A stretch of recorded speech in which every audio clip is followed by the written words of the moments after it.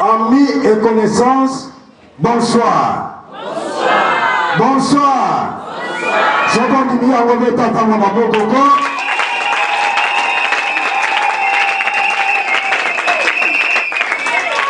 Que la grâce et la paix du Très-Haut vous soient accordées de la part de notre Seigneur et Sauveur Jésus-Christ.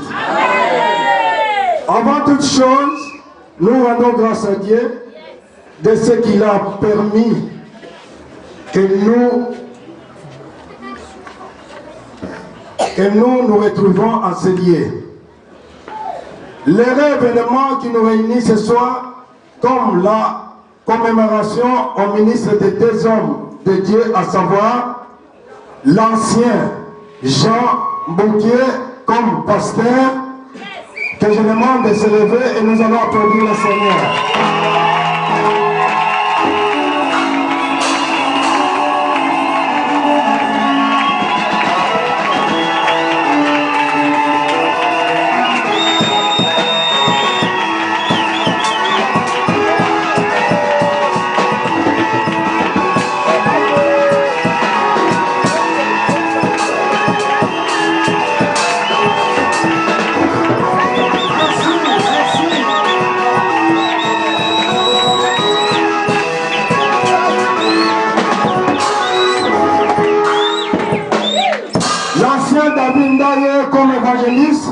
Que je demande de se lever, nous allons encore applaudir le Seigneur pour sa présence.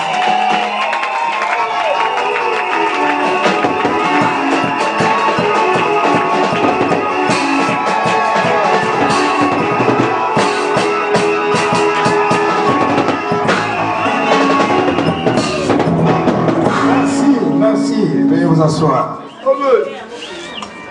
Ainsi qu'à la consécration au diaconat d'une servante dédiée, en la personne de maman Georgette Nsiala, que je demande de se lever à ce moment.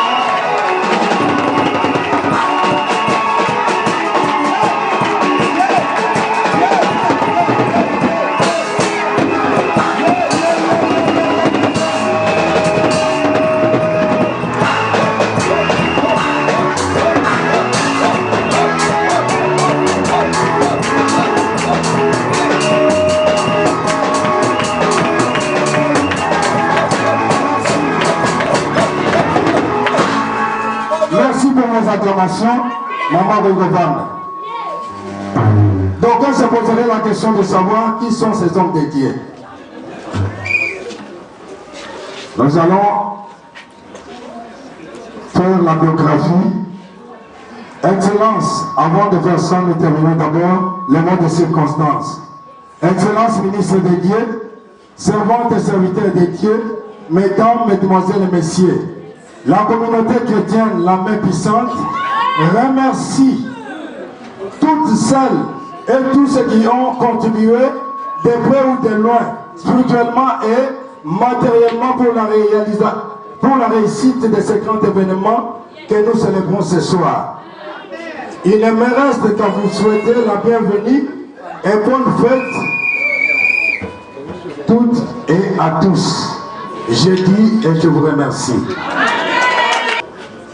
Fiche biographique. Nous commençons avec le pasteur Jean-Béni Bouquier. Nous lui demandons de se lever et en applaudissant le Seigneur pour sa présence.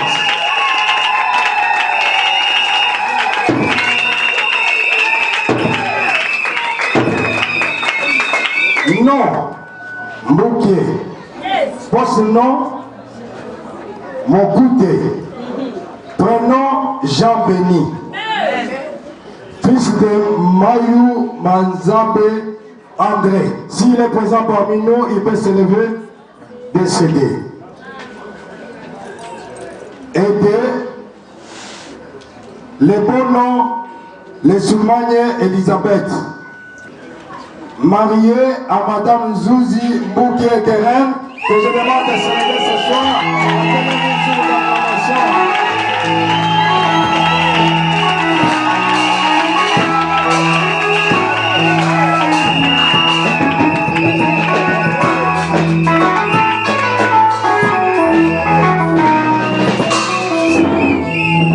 Nombre d'enfants un enfant.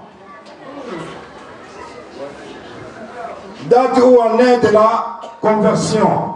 Il est converti en 1991 ou bien 1991. Date où on est de son baptême. Samedi le 22 de 1992. Temps presté à l'église, 25 ans. Koko Yabakoko le Koko.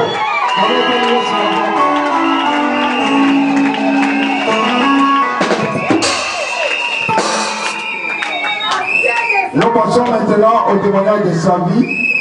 Nous demandons à un membre de sa famille de passer devant pour témoigner. Membre de la famille de Pasteur Jean Béni, si il y a un membre de la famille, ce qui est membre de la famille, il y a papa Jean Béni Azalia, à témoigner pour la Tinanaye.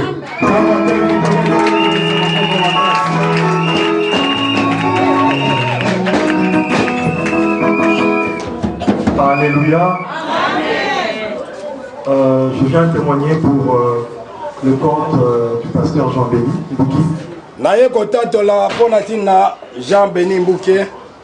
Je n'ai pas un très grand commentaire à faire par rapport à sa vie parce que, tel que vous venez de l'entendre, ça fait tellement longtemps qu'il est dans l'église.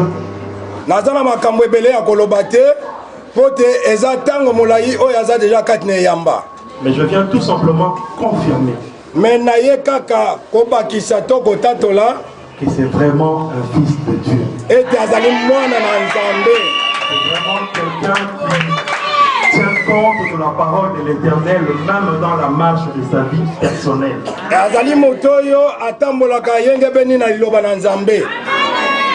Ça fait pratiquement 8 ans que je le connais.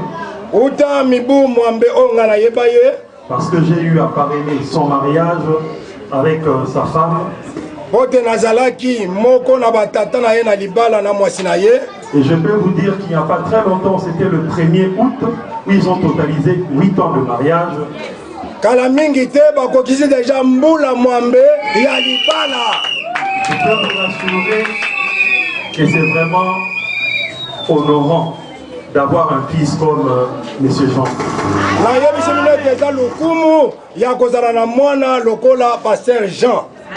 Je suis vraiment flatté parce que je peux le dire avec beaucoup de joie qu'il est en train de suivre aussi la voie de son père que je suis, car je suis aussi un serviteur de Dieu. Le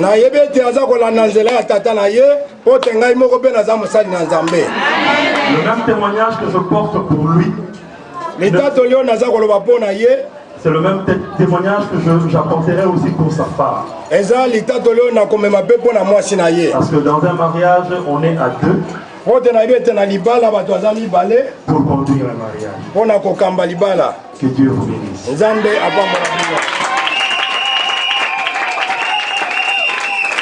Témoignage de l'église. S'il y a quelqu'un dans l'église qui peut témoigner pour... Amen. Hein? Amen. J'ai un long témoignage pour mon frère. Parce qu'il faut que je vous dise d'où vient cet homme. Lorsque je l'ai rencontré, il était musulman. Son nom c'était Djibril. Amen. Amen. Vraiment, je suis dans la joie.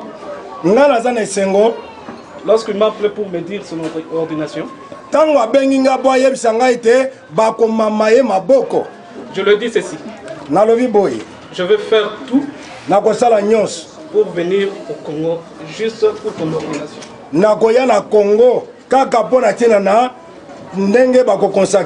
Ça fait 25 ans que je ne mets pas mes pieds ici. Je suis venu juste pour cette offre.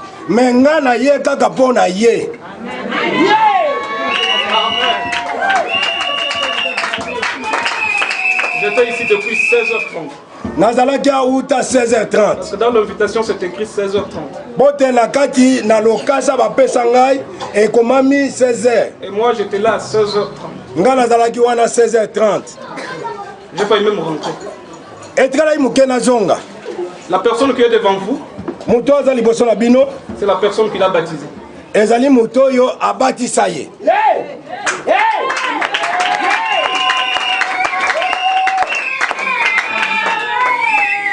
Je suis tellement heureux d'assister aussi à son ordination. Nazane sengo ya kozala kati na consacration na ye. Deux faits très importants. Makambo mibale ya mutuya. Le baptême. Libatisi. L'ordination. Pe komama ye maboko. Je suis content d'être là. C'est un homme bien. Nazali wana pona yango aza mutu moko ya malam. Si je me mets à rencontrer le bien de mon frère, soki na bandi koloba malamu na ye, serait étonné. Boko kamwa. Et quand il m'a appris que il est entre les mains d'un autre homme de Dieu que je connais, tango ayebisaki ngai ete aza na maboko ya mowumbu na nzambe mosusu ngai nayebi malamu. Je me suis dit, wow, gloire à Dieu. Nabi oyo nkolo akumama. Frère, je suis heureux. Ndeko naza na esengo. Je peux apporter un témoignage devant l'église. Nakoyi komema litatoli liboso na lingomba. Mais c'est le témoignage de Dieu qui compte. Mais oyo eleki motuya eza litatoli na nzambe. Amen. Oui. Qu'est-ce que je peux dire? Naloba nini lisusu? Je peux rien dire encore. Nakoyi koloba lisusu eloko te. Un mot, bienvenue dans le club. Koya malamu na kati na mosala. Le Seigneur vous bénisse. Nkolo apambola bino. Applaudissons comme avec maboko.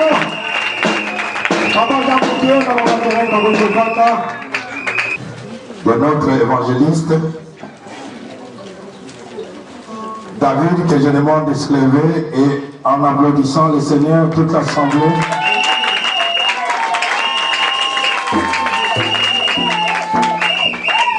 Non, Ndaye, pour ce nom, Malumba, prénom David. Fils de Malumba Malandi Augustin et de Mwalungini Madi Régine, marié à Madame Odia Momba Annie, que je demande sur vos acclamations de célébrer à ce moment.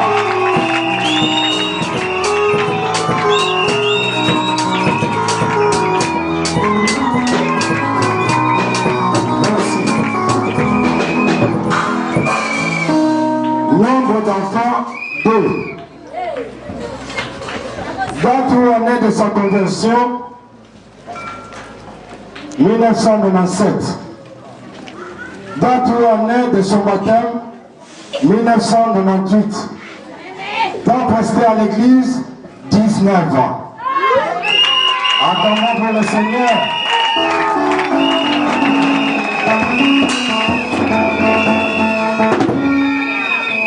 Témoignage de ses parents ou un représentant de la famille. Les catholiques, il y a Moko, dans les bottes à l'aïe, ceux qui ont membre de la famille, dans les Bazali. Dans les Bazali, ça va tomber, c'est la de la presse.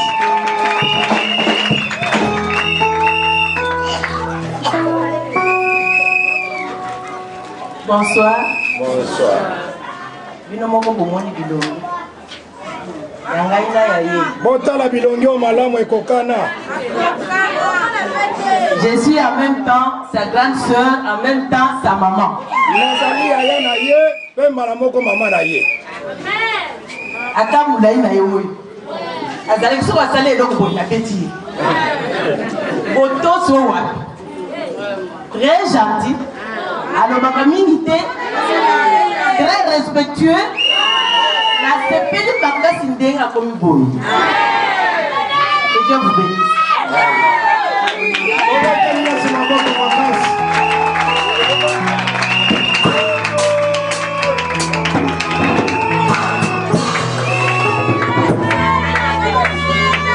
Témoignage à l'église, membre de l'église, où on va témoigner pour l'aïe, à Télémi, à Yébotatola, pour Natina, évangéliste David. Ce qu'il est là, que l'eau est décidé de l'eau. Ah, ça l'a classé par un ministre et un zam. Et tant qu'évangéliste et un zam, là, ça convient. Parce que Parce que comment naye kaka façon d'être naye na makambo naye azaka hypocrite aza censeur pour la vérité aza sembo donc nzambe na lola akosite donc yango petinda kingai nandima papo lokola pare na nga mariage donc a mérité yako donc etelia sur la boca de Alléluia. Alléluia. Nazo tatola pour la papa David. Nakanisa aza mutu ya mingi pananga. Amen. Na ebele ya globati. Mais aza mutu ya mingi. Nazo tumone pour naye. Il y a fallu que là tumone pour la maman nyonso. Celui de nous naza la maîtrise la vie chrétienne là. Ça va pas tomber mal. Mais il n'agit pas il y a papa David. Et à tout moment ceux qui n'ont pas monté. Mais on a dit ça, donc on a monté le bas santé par la maille. Alléluia. Donc c'est la tour dirigeant. C'est à qui nous avons ça la zone. À ce temps, il y a la papa qui parle. Mais dans la yoki que Bazar Koboul Sabango n'a pas eu un reportage. Mais ici, ça date quand c'est qu'ils m'ont pas yéma. Donc Bazar le col là, papa nanga, papa nanga, parce que na molimo na zoto pasakita, mais na molimo batatro. Donc bazar moteur pour nanga, ata nazaro. Si j'ai besoin de quelque chose, ya koloba. Papa, ça va pas pour naïe. Donc, et c'est que naïe, ne se dit ça fait naïe. Et c'est que la papa ça de l'idée, et c'est que ça fait naïe. Ça va pas pour naïe. Donc elle sur la banque comme un casse. Et awa tolingi ko présenter maman Wanzola atelemi pe toza ko betela nkolo maboko makasi.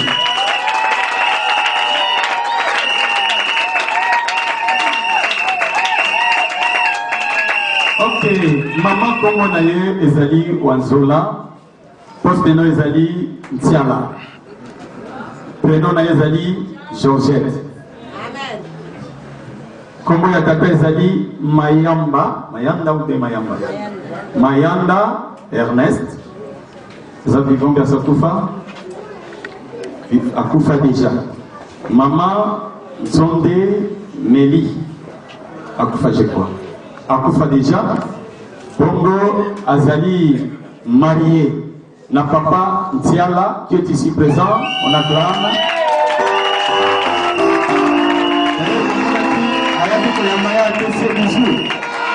Pour signifier que vous pensez d'aller Yohana.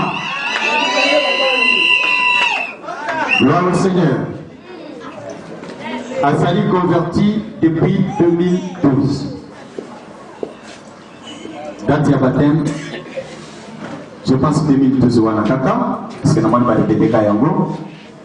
Pour moi, tous les témoins de ma famille, il y a maman Georgette, Sogazaliwana, a délégué à l'équipe vraiment dans le Bango. Andeko, Bogoto, Olibisa, Nazali, le Yamba catholique. Et ça, les hommes étaient. Il y a un chef de famille. Dans le Bible, il y a une surprise. Surprise, dans le sens que Maman Georgette a fait une gérante à l'Ibota. Nasengi basango baya na libota na ngai sena baba amelo. Merci.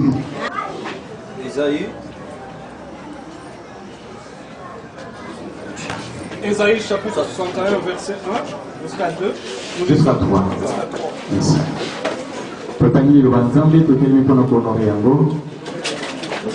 L'Esprit du Seigneur, l'Éternel est sur moi. Car l'Éternel m'a oint pour porter de bonnes nouvelles aux malheureux. Il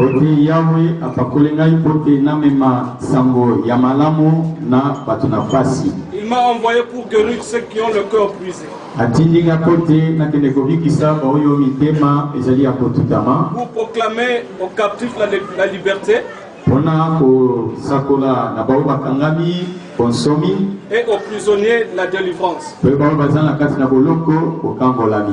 publier une année de grâce de l'Éternel. mbula ya ngolo ya Nzambe et un jour de vengeance de notre Dieu. Et mukolo ya vengeance ya Nzambe na biso. Pour consoler tous les affligés. Pona ko consoler ba nyonso batutami. Pour accorder aux affligés de Sion. Pona ko pesa ba batutami ya Siona. Pour leur donner un diadème au lieu de la cendre. Ko pesa bango singa ya moto na esika ya putulu. Une huile de joie au lieu du deuil. Mafuta ya esengo nesika ya kolela. Un vêtement de louange au lieu d'un esprit abattu. Elamba ya kembo nesika ya elamba ya mawa. Afin qu'on les appelle les térébintes de la justice. Une plantation de l'Éternel pour servir à sa gloire. Elamba na Nzambe pona kosalela ye na nkembo na ye. Nzambe abakisa ipapoli likolo na maloba na ye. Amen. Merci pasteur. Bien-aimé, quand la mission vraiment accueillie, la koloba muke na mukuse. 8 raisons oyo Nzambe apakolaka batu mafuta na kati na mokili. 8 raisons. Mais ce qui n'a pas 8 raisons, il faut comme enseignement. Or, il n'est même pas permis à enseigner dans le moment de boy. Parce que c'est un moment de fête et un moment de sengo. Et c'est que nous avons tina ya kupakolama. Amen. Amen. L'esprit du Seigneur est sur moi. Nous avons vu que nous avons vu que nous avons mais nous avons énuméré seulement. Mais nous avons vu le premier point, tout simplement, pour que nous n'ayons pas. Premier élément au batangeli biso na kati ya texte totangi babi Nzambe apakolaka batu ya mokili oyo mafuta pamba te apakolaka bango mafuta na tina. Omoni biso quand tolamungaka na tongo topakolaka mafuta na nzoto na biso pona biso ezala kitoko pona kobengala ba mauvaise haleine pe totiena ba parfum. Mais Nzambe ye apakolaka biso mafuta pona wana te pona nzoto te mais pona makambo 8 oyo eza élibéré na texte totanga. Ya liboso balobi na biso ke apakoli biso po te tokende tomema sango malamu na bato ya pasi le malheureux. Ya mibale babatisi balobi pona kokende kobikisa baoyo mitema ezoka. Ya misato pote tokende kosakola bonsomi na ba prisonnier to pe ba captif, c'est-à-dire bato bakangi bango na boumbu. Ya mine tokende koyebisa bato ete mokolo ya vengeance ya Nzambe ezali. Mokolo yango wana nde Nzambe akokende na konsole mitema ya bao bazonyokwama na se na mokili oyo. Ya mine Nzambe azoloba ke azopakola mafuta po te tosakola toyebisa bato ke mokolo ya vengeance ya nkolo ezali. Pe Nzambe akolatisa biso diadème. Diadème nakanisi mpona bato batalaka filme okomona moto soki alati ekoti eza na eloko moko bakangaka wa boye, eloko wana ezaka orne boye ngalaka babengi yango diadème. Eloko wana bakolatisa baoyo bandimeli nkolo. Alors nani akoproklame epai ya bato makambo wana eza mopakolami. Yenda kene koyebisa bato ketala ata lelo awa balatisi barene ya mokili oyo motole, mais Nzambe na biso azana mokolo pe osani ni akolatisa biso motole. Alobi akene ko proclamer ete ezana mokolo oyo tokopakolama mafuta ya esengo, c'est-à-dire mawa na biso ba frustration ba stress oyo biso toza kovivre na kati ya mokili oyo un jour ekosila. Alléluia. Et babakisi wana nakomi na 7e point. Nzambe alobi atokende kosakola que akolongola biso bilamba oyo ya mbindo oyo tolataka oyo parce que ça bilamba mbindo ero moyebe ba comment te mener on a la face c'est pour dire que ça kan mbindo mais akolatisa biso elamba ya kitoko elamba ya kitoko akolatisa biso eza elamba lokola elamba nyonso te elamba mpona nkembo c'est-à-dire ntango oyo olati yango oza motu ya kosepela motu ya nkembo okozala motu lokola motu nyonso te na bato oyo nyonso mitema na bango ezali abati c'est-à-dire ya kolemba eza bato misusu ndenge baza boye toza na kati ya mokili basi balembi bazoraisonne babi mais il fallait mokili yango tomona ntina nango te fallait tolongwa na mokili yesu yaka basi babaya déjà badécouragea mais babi bato wana badécourage wana badécourage te parce que temps ezali ntan wana ntango ekokoka ntango tokolata elamba wana ezali mpo te esengo na biso ezala to total et 8e point po te nzambe asala biso elanga na ye po te tosalela ye mpo na gloire na ye. Vous comprenez, hein? Amen. Vous comprenez 8 points, hein? Mais lelo nakolobela les 8 points te nakolobela kaka point moko ko annoncer la bonne nouvelle aux malheureux. Alléluia. Nakanisi ndenge tovandi biso na bino awa tovandi awa pamba te parce que eza na bato moko bapakolama nzambe atinda bango baya bayebisa biso ke soki na mokili eza na bato bayina biso toza na motu moko alinga biso oyo atikaki tina bokonzi na lola na nkembo akita na mokili oyo amikomisa motu lisumu kaka mpo te yo obengama mwana na nzambe. Mokili soki eboyi yo eza problème te mokili soki rejete yo eza problème te mais eza na motu moko soki arejete yo c'est un problème. Baninga na yo ya quartier baboya yo bamembre ya famille babwakisa yo bato mokili bayina yo mais kolinga te na vi na yo motu moko ayina yo motu eseneli ayina yo te kombo na ye Jésus-Christ. Bible elobi nzambe alinga biso mingi bien-aimé soki bateyaka yo que oza découragé oza déçu nga balingaka nga te nga basepelaka na nga te makambo nyonso nasalaka bato baboyaka ngo baboya yango likambo eza te mais eza na motu moko Bible ezoloba il a tant aimé le monde et il a donné son fils pour que celui qui croit en lui qu'il ne périsse pas mais qu'il ait la vie éternelle. Yango nazoyebisa yo yo ndimela nkolo Yesu oza mutu lokola bato nyonso te bongo ya seko eza deja na porte na yo. Est-ce que ozokanga nayebisa yo nayebisa yo boye soki mutu moko azokondane yo alobi yo oza mutu ya masumu yo kokufa na yo yo oza soki nani yo kokende lifelo nazoyebisa yo oza kandida kokende lifelo te parce que yo oza mobengami na tata ozali mwana na tata. Bible lobby, il n'y a point de condamnation pour celui qui est en Christ.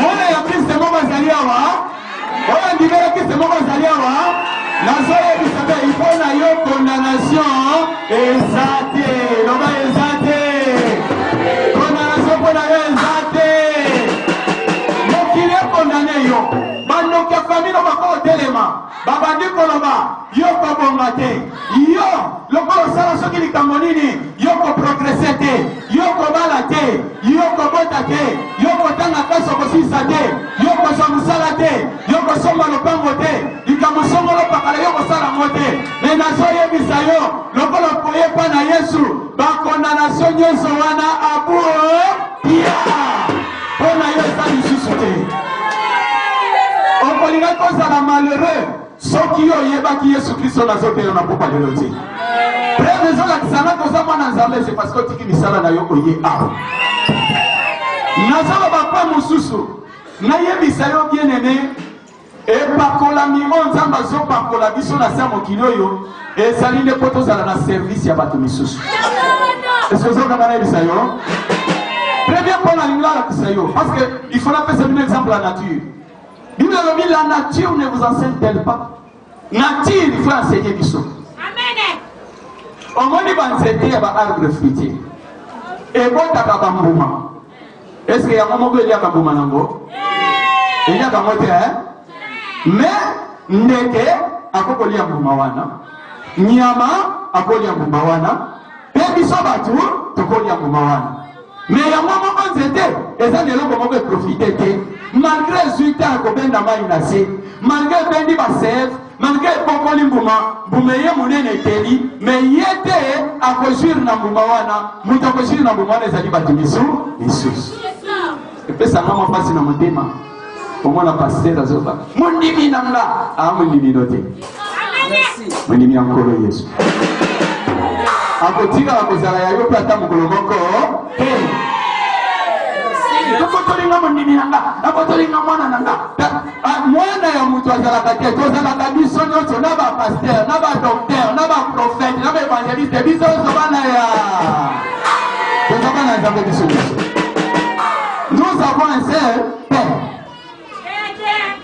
Est-ce que vous avez un malamu nalobi na yo boye to raisonner na ndenge kaka nature enseigner biso omoni fourmi oyebi ke ndeke ata soso aliaka fourmi osipo kosata mwa ndeke aliaka fourmi soso aliaka fourmi me mokolo soso azokufa mokolo ndeke akufi ebemene eza na se tala tout autour ya soso tala tout autour ya ndeke wana okomana bafourmi mpe bazosala nini bazolia bien aimé na lingi na ye biso moto oyo ozomona faible lelo lobi akoko okoma puissant moto oyo ozomona tina te na misu no lelo lobi akoko okoma tina ya mwana na vie kolinga te onéglige moto parce que oyo ozomona aza faible lelo lobi akoko okoma puissant moto afandi pembeni na yo oyebi ye te ekotikala mokosoko mobeta histoire mais nayebi ye te tofanda na ye te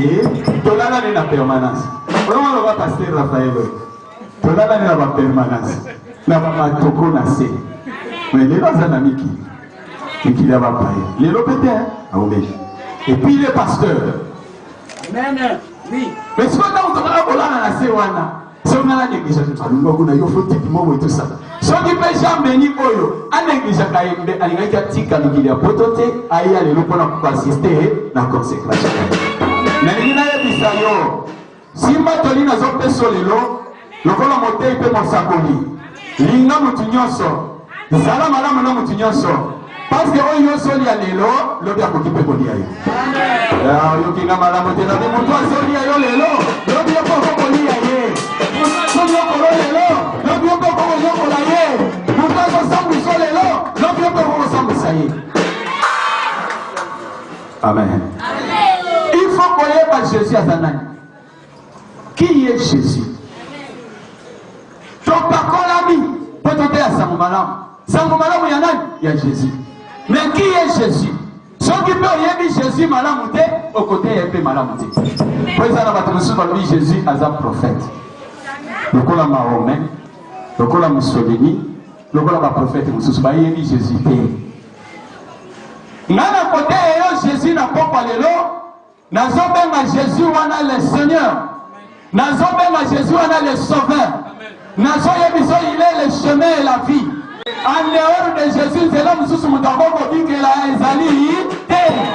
C'est en son nom et en son seul nom kende yo aussi rédemption et rémission ya péché. Est-ce que vous avez madame? Il y a un soko comprendre là Jésus te. Peut-être bataille Jésus moko boy babi mwana Maria. Bataille Jésus moko babi mwana Joseph. Na koyebisa yo par rapport à biologie. Jésus-Christ azali au-dessus de la biologie parce que mwana nyonso po abotama esengeli tata na mama bakutana lokola mwasi na mobali nde babota ye. Mais Jésus-Christ a transcendé le pouvoir de la biologie à botama sans relation sexuelle. Est-ce que vous avez malamu? Jésus n'a sauté à yo, c'est un grand mathématicien. Jésus n'a sauté à son foyer, bien malamu de la vie, c'est un grand mathématicien. Pourquoi grand mathématicien? Parce que la vie parmi balais, peine à non, a compris pour lier ça 5000 personnes. La soirée du salaire pour la multiplication. La mouké au Zana Yango, pour nous la moutouté. Nzela yebi sanza Sima. Mon cœur est en Zamba multiplication. Jésus-Christ, oh, il y a 5000 hommes. Ils sont capables. Il y a multiplié vos suinayo. En commission riche, après plus riche, encore fort riche. Parce que la Bible le dit, Azazambo a souké la catène de Bandeli, ce qui a bandé du Cambo, Aza le commencement, Aza l'alpha, Aza Emmanuel, Paza, Omega. Akenda Balani Kabotina, Souka, Yama Bible Zoroba, Zambo ya bandi na yo Evre Oyo, Ako souké le Nanzelate, mais Ako kende na yo, Malembe, Malembe, Malembe, Malembe, Kino na Libongo. Na lobi na yo, Okokoma na Libongo. Mokile dimeni mate okoma na libongo. Mokile sepete okoma na libongo. Libongo na yo yo mokondo yebi ya ndenge boyoka na yo na Nzambe na. Amen. Est-ce que vous avez mololo makasi ya solution? Na lingine yebi sa yo qui est Jésus? Jésus-Christ dans la zote ya yo aza ko surpasser loi physique. Aza surpasser loi physique. Avec loi physique na ndenge nini? Banda bakotanga na mona na note mutu atamboli likolo ya mai. Ata muku na je atambola likolo ya mai te. Et du même nous sommes fêtés parce que bina kotambola likolo ya mai balobi ne bo sava nous fixons les samedis. Mobutu alobi tozoyo kananga na yo soko tambola likolo ya mai te bakobeto masasi. Abi oui et comme samedi dingwa kima. C'est pour te dire que le plus fort, le plus puissant de tous les prophètes annoncés depuis le temps jusqu'à la fin du monde est Zadaka Jésus-Christ. Bible lobi atambola likolo ya mai. Yoko koko tambola likolo ya mai. Mai ezali les obstacles ne sont pas pour t'en aller au Safina. Nazo pesa ordre lelo, na tire bana koto sayo. Nazo pesa ordre lelo, mu bebe bana koto sayo. Soki mai ekele mili osona yo. Sala lokola Moïse, ozala lingenda, pasola nzela, leka. Alobi na yo pasola nzela, leka. Soki bachelo ngir, limosona yo, nazo yebisa yo, oza mwana ya roi, oza mutu lokola mutu nyonso te. Nalobi na yo, okoloba, montagne, qui es-tu devant Jean-Béni? Montagne, qui es-tu devant Nathalie?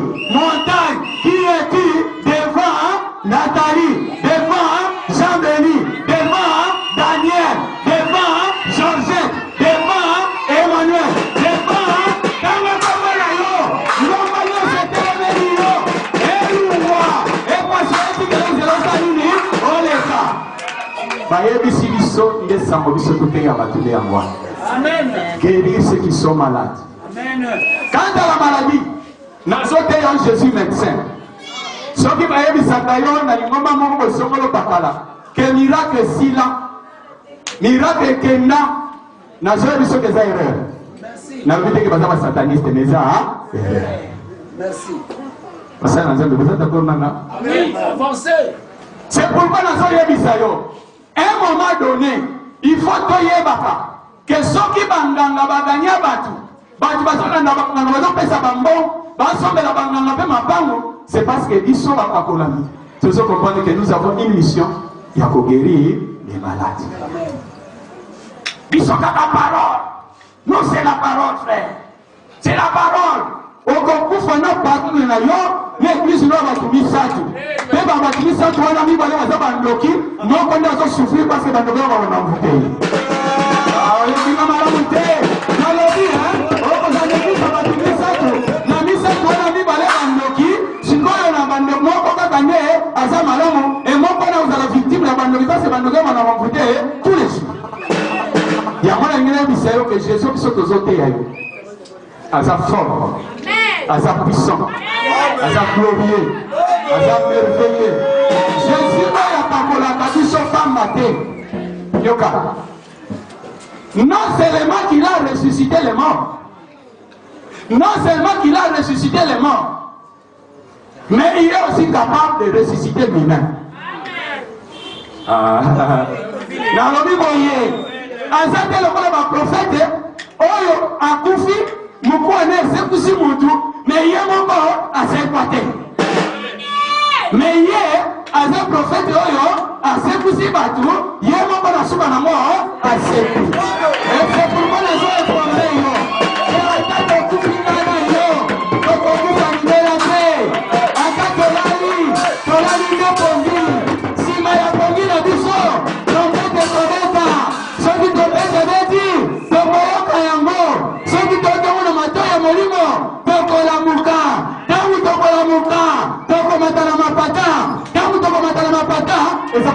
na Jésus elongo. Tika nzambe na ngai asala yo bongo. Ondimeli nzambe pote opengwa te. Ondimeli nzambe pote okufa te. Kufa na nzoto me na molimo te. Na molimo boya. Na ingina yebisa yo mpona kosukisa. nayebi keloko ekomema moto akufa takende lifelezaka lisumu me na likambo etali lisumu Yesu Kristo ayaki nde yango wana topakolama po toyebisa bato eso osali lisumu toza na voi moko ofukami kaka avoka na ngai yebisa nanga eske yo makila yo sopaki ezaki mpo na nini avoka na ngai yoka nanga eske yo okufaki bakundi yo epe ezaki mpo na nini yoka avoka non il ne mérite pas la mort il ne le mérite pas s'il le mérite bozongisana nazonga siko mokili esoki bokokosongisana ya mokili botika ye bolimisi azwa bolimisi azwa bomo bomo. Il y a un pasteur qui peut me contredire kasi boni bobomana kabino ba pasteur so moninga salika mabe ayozue pe yo wana ye penza c'est fini il n'est pas homme de Dieu okonaga yo wapi jamais ngam na ponio na ponda mutute na otila pe mutute Bible le qui est dit pour juger un serviteur d'autrui okonaga ye bisangai et puis kosaka réunion na Nzambe pote Nzambe yebisoke yakomi mosaka et yo approuve bete signature accord ya Saint Sylvestre yo kanisa ezalaka na makambo ya Nzambe tu as une erreur.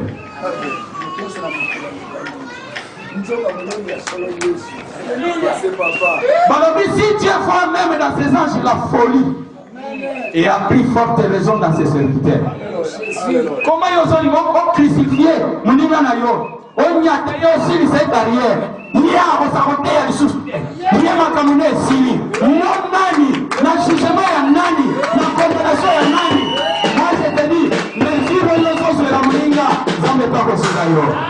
Les filles sont condamnées maintenant, ça m'a pas condamné pour nous. Mais Dieu nous a donné le ministère de la réconciliation. Voilà l'évangile que je vous donne. Voilà l'évangile que je vous annonce aujourd'hui. Allez annoncer l'amour. L'amour, ça va au Bakouy. Bibi, ça va dans la prison. Teya ba mort, ne côté mon panzison à Nanzela. Mais quand il y a tamoutouté, parce que ça dit boyale, il y a taille trop kajam. Hey, attends pour la balam, alors la café balam. Ça dit qu'on peut Nanzela yoté. Pour son pays, en Jésus du Bosso, à Kokomayo. Mais il y a un punda, même avec qui maillé. Alléluia. Kono kutu ayebi, et bonne année. Punda kayebi, kono maillé. Kasi mutu. Tu es serviteur de qui? On commence à servir Satan. Il y a un ensemble comme servir Satan. On y a dit que ça la publicité bien. Il y a un ensemble. Comment il y a diable de ça dans colonie? Oh Jésus. On y a dit d'abord que les églises soient natées.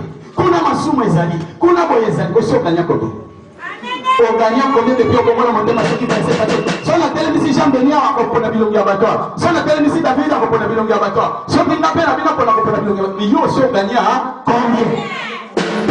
Et puis aussi la Sonia, aux autres nous l'avons peine à ndac, nous peine pas les gars qui continue à il y a aussi que l'église wana, il y a bien ma comme ça dans l'église wana, l'église na yo, il y a beaucoup na bino, yo peut établir ça ministre zawana, encouragez-les. Tu as droit de prier. David a dit, pourquoi les héros sont-ils tombés? Ce qu'a fait, même cette fois. Bible le dit. Je t'aime sur quoi cette fois. Bible le dit. Ça m'a ôté les sailles. Mais mon Dieu a tapé sur quoi il camara. Mon Dieu dit, oh, mais camara. Mon Dieu dit, bella, asila, carrière et sila. Serviteur et en dame de Satan, la manzane. On n'est pas au moins pour ça. J'ai dit, on n'est pas au moins pour ça. Soki nzamba pakolo mafuta eza posala ele musala osunga royaume ya Nzambe kende liboso eno ezonga sima. Merci. Voilà pourquoi bakoeza 8 mais na seulement annoncé le première partie la bonne nouvelle. Amen. Et la koloma boko.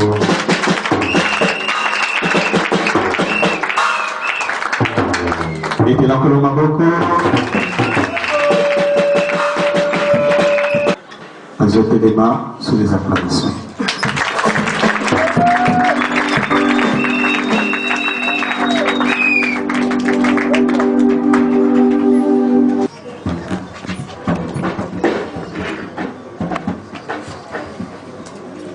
Amen. Amen. La série, la basali d'ensemble, vous allez avoir pour son 24 heures de concentration, parce que nous savons que ce que nous fait. Donc ici, c'est pour cela que nous vous avons honoré, nous vous avons invité de gérer la bien l'église. Dans le gérer de notre église, ça va être pour le bambou, par les sous-sous. Parce que cela fait un coup fort. Quand nous t'aurait commandé pour moi.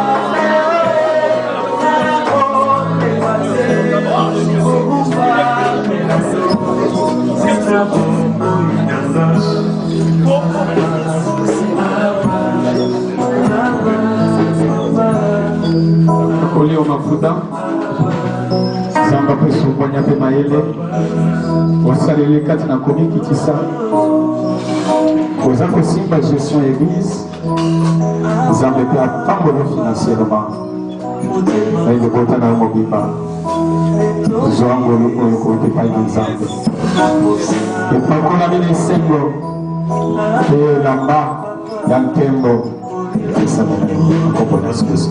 Amen.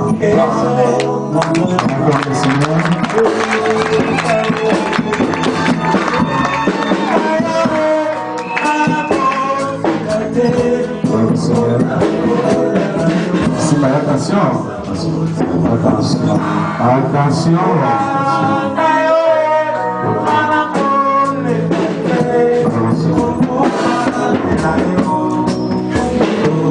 Voilà, on candidat Yami Balé, vous allez évangéliste Daye Maloba Aboussani sur les acclamations.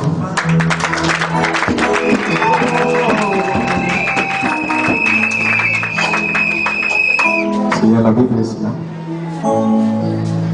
Vous savez, vous êtes en Zambé, la semaine amour de votre téléphone. Parce que ce personne ne veut sentir à rien. Tout comme vous avez dit que non, on a dit que la mine est tirée dans la maille. Voilà, vous avez un micro. Ce qu'on peut dire vraiment devant Dieu, devant les hommes de Dieu et devant l'église de Dieu, qui vous a décidé de saluer dans Zambé, qui n'en a su pas. Vous en avez dans beaucoup d'ailleurs, pour le vie, qui se trouve au Canada. Merci beaucoup. Moi, David Ndaye Malumba, je jure devant Dieu, ma main sur la Bible, qui est la parole de Dieu, devant les ministres et serviteurs de Dieu ici présents et l'église de Dieu, de servir le Seigneur Jésus-Christ toute ma vie, quelles que soient les difficultés que je peux rencontrer jusqu'à la fin de mes jours. Alors que je prends l'engagement de respecter la doctrine de mon église au nom de Jésus-Christ. Amen.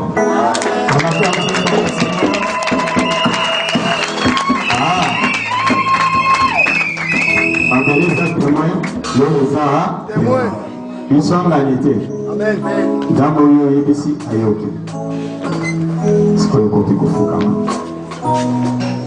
Par le côté de la mission, ça nous a dit qu'il y a des gens qui n'ont pas de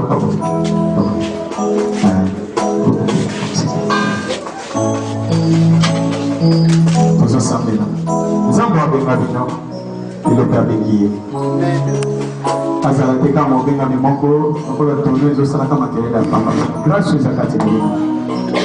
kobondela nzambe na bino ke grâce wana esala mosala kati na ye mokili soki komona ye avanda se rappelali te basakoli to basacrificateur etelemaka liboso bayebisaki mpe nzambe maloba parce que paul azoyebisa timote okosala te esakoli oyo bapanga balobaki nsima ya kotya yo maboko basakoli bino oyo tososiaki bino parce que tolingi nzambe abenga bino aza nguya baza makasi toloba liloba mpona tina mosali na ye tobondeli biso nyonso eloko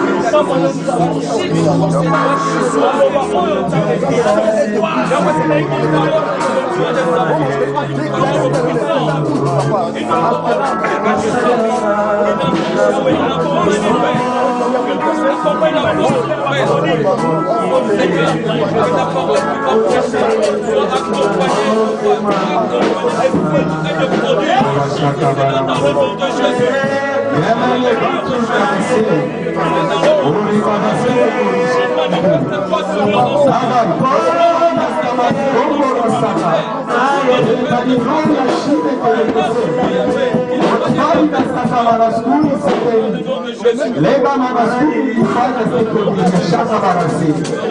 Okai, promenes unifada. Uroske menikaslo etnika. Fari da salini kontu na semi ifada. Logo logo ishire kapase. Diga manaskuni ifada. Logo manse. Forte del stato di comunità. Nome de Jesus. Naona zako pako la mafuta. Pako la mina nzambe.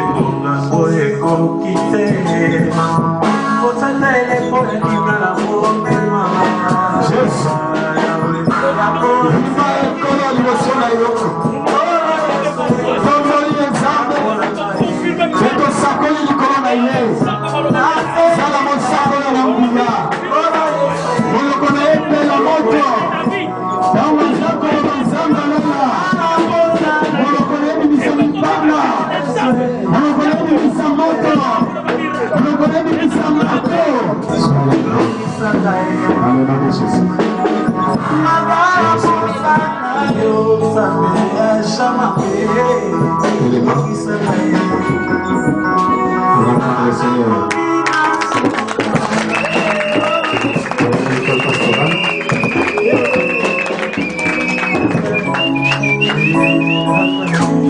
Seigneur, nazokeli d'abord kwa lukoyo naza kolakisa yango na kombo na Yesu Kristo koyo limo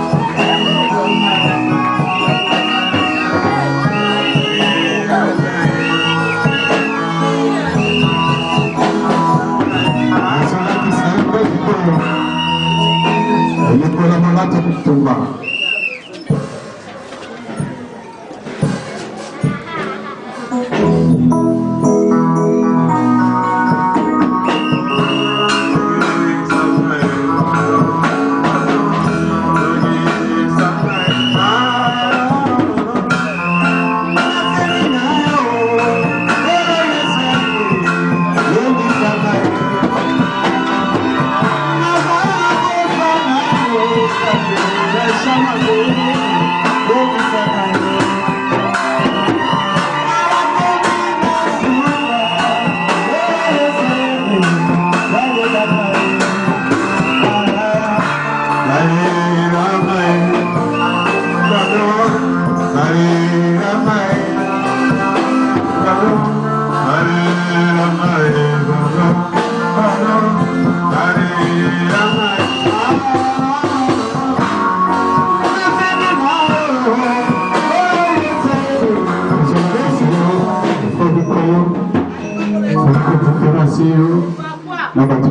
mokili.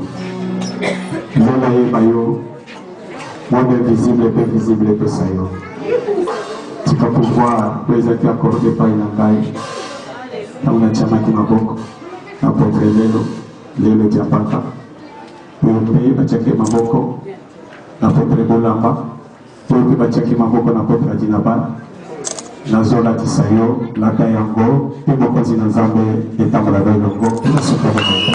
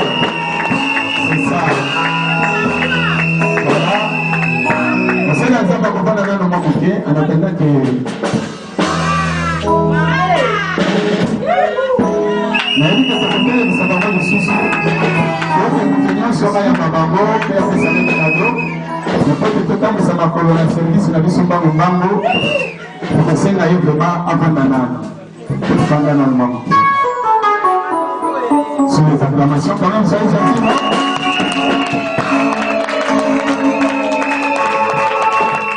Voilà. Maintenant, nous invitons les bergers. Jean-Pémy Bouquet.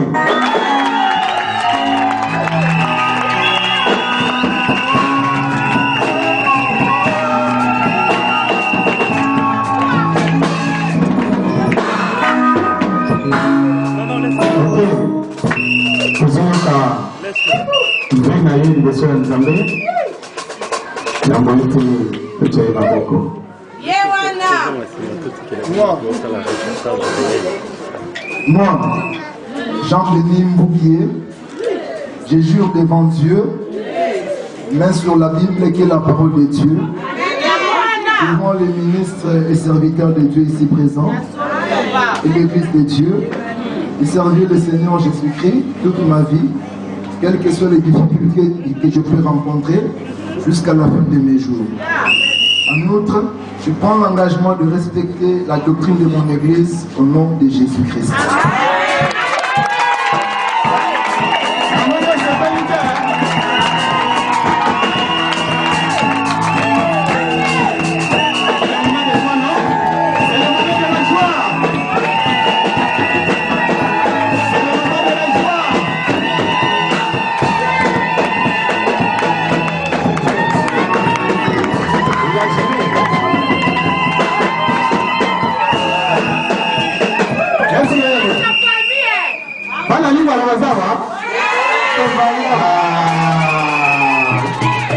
Votre pasteur vient de jurer devant Dieu.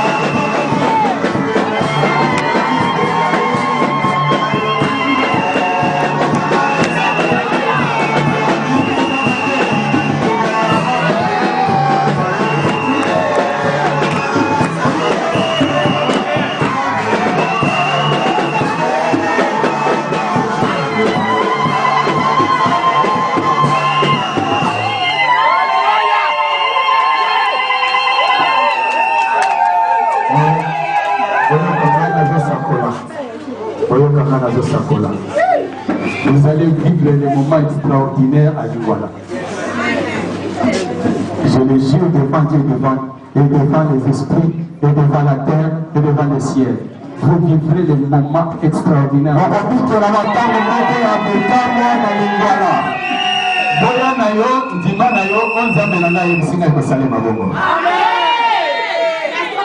Donc tu peux t'asseoir et traiter d'être à genoux plutôt. Alléluia.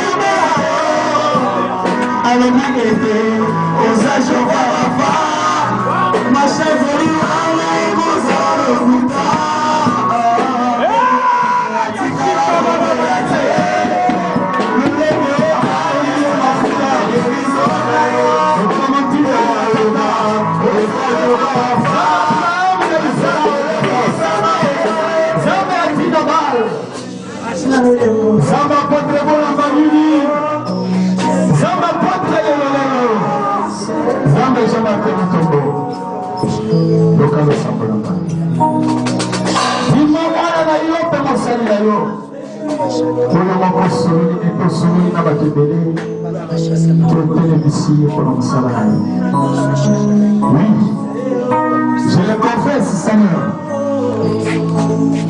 Tel que tu lui as parlé,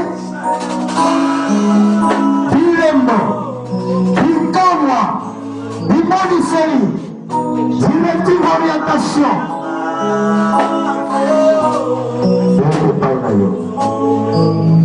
Nous sommes comme ça la langue d'Israël.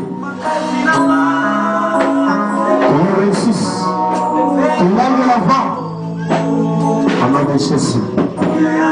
À prospérer non seulement spirituellement, mais financièrement.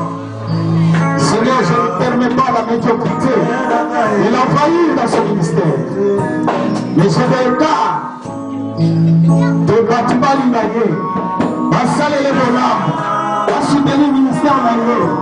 Qu'il monte, qu'il monte, qu'il monte, qu'il aille plus loin. Au nom de Jésus-Christ de Nazareth. Père Saint, nous même ce que nous lions sur la terre, tu es au ciel. Et ce que nous gagnons sur la terre, tu es au ciel. Aujourd'hui, nous le déclarons pasteur, établi au loin, maintenant, au nom de Jésus-Christ. Amen. Vous l'acclamez par le Seigneur.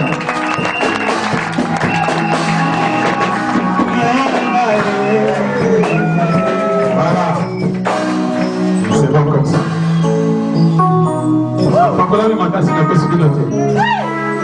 Vous allez vivre les moments extraordinaires. Ça, je vous le dis.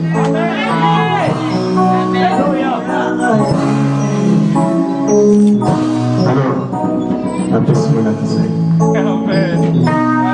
Il y a une traumatisation qui est à la Tisaï. Est-ce que j'ai mal fait? Non, non, non. Les équilibres vont s'en avoir, n'a pas problème, qui va dégeler son